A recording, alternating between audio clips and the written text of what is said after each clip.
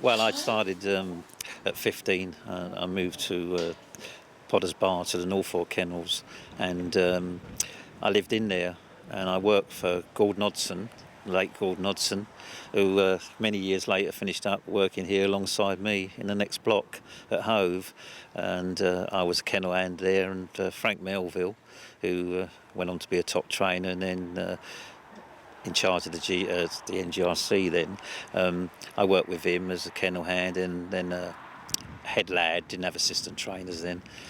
So yeah, when I was 15, started there, and I was there for about 7-8 years, and then I got offered a job, and the GRA that was there at Norfolk, and they offered me a job, and I didn't even know where it was, trainer's job. In them days, if you got offered a trainer's job, I remember Randy Singleton saying to me, "I've heard you've been offered a trainer's job," and I said, "Yeah." He said, "Don't matter where it is, take it, boy."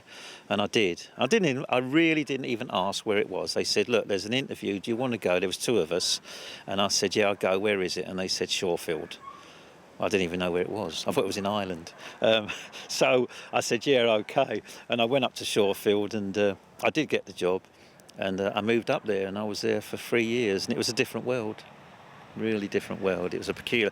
The GRA had just bought the place, and they really wanted sort of southern people to get in there because it was all local trainers, and the racing manager. It was a peculiar setup. I mean, once the racing manager used to come down and tell the trainers which dogs to gallop up the gallop, and the first week I was there, and he came and said to me, and I said, "No, you don't tell me what dogs to gallop. I'm the trainer, you're the racing manager," which didn't go down well with him, but in the end we did get on. But yeah, it was hard. It was really hard.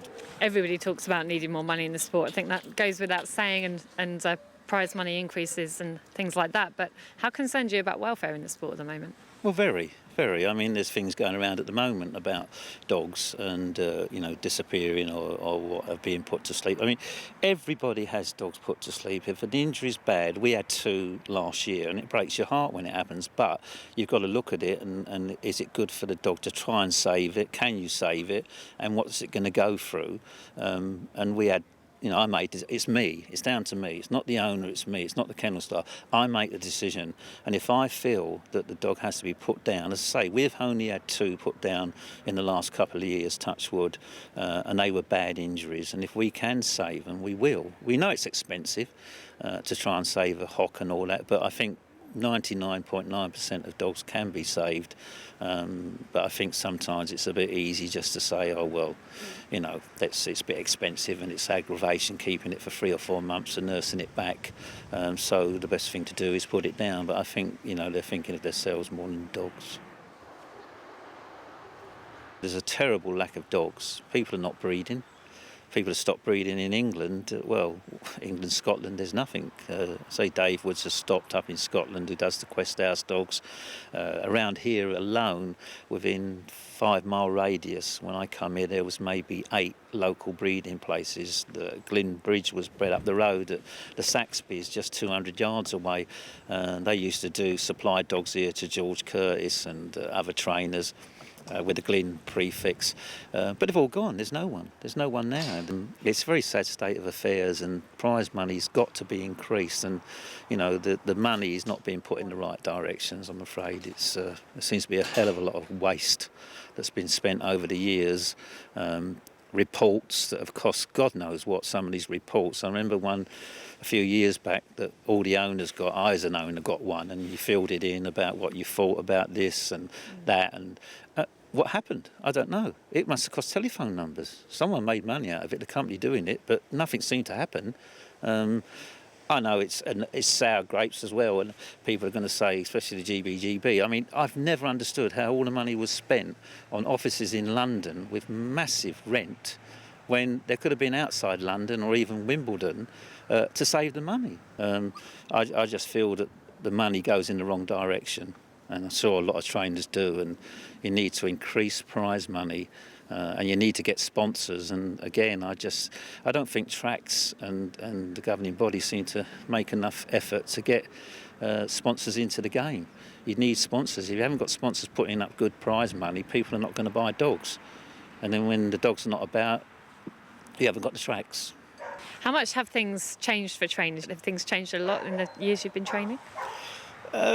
Yes and no, I mean, yeah, we you have the machines and you have this and you have that, and I think, you know, you look at dogs. I think if you don't know when you look at a dog if it's lame or what, it makes me laugh when I read so many times when, dogs run disappointed and the trainer sort of says to the press, "Oh yeah, we're off to the vets tomorrow to get it checked out." Well, I'm no expert. I think you learn. George Curtis used to say to me, you learn something every day, boy, something new. But I think you should know to a certain extent what you're doing and that, and whether a dog's lame. And I'm a great believer in time's the best healer. We've got machines and we use them and that. Some people spend hours on machines, but I think the best thing is to do is just leave them on the bed and let them rest, and normally it will sort itself out. What's been your best moment in the sport? You interviewing me today? No, I don't know. We've had some fun. I think we won the Grand Prix at Walthamstow, and it was a great buzz. The dog ran brilliantly well, come from last to get up and win. Didn't think he'd won. That was exciting. Again, a stayer.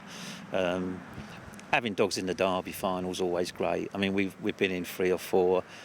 Haymaker Mac broke my heart when he was in the semi-final, and Bob Rowe at the time was racing manager at White City, and he decided he was going to not have seeding that year, and he was a dead rowler, and he drew, I think, out in 5, and he got absolutely mullered. Everywhere he went, he got mullered, and he flew at the finish. He got beat at Shorthead for 3rd. He was a very good dog, and annoying thing was people sort of went, you got through, and then you walk round to the paddock, and I was under the tunnel at White City, and they announced it, and he was 4th, sorry. It broke my heart. I just thought, my God, he's run so well. He went on into the Constellation final. He smashed the track record, about 5 lengths faster than the Derby final. He was so unlucky. He would have won the Derby if seeding had happened.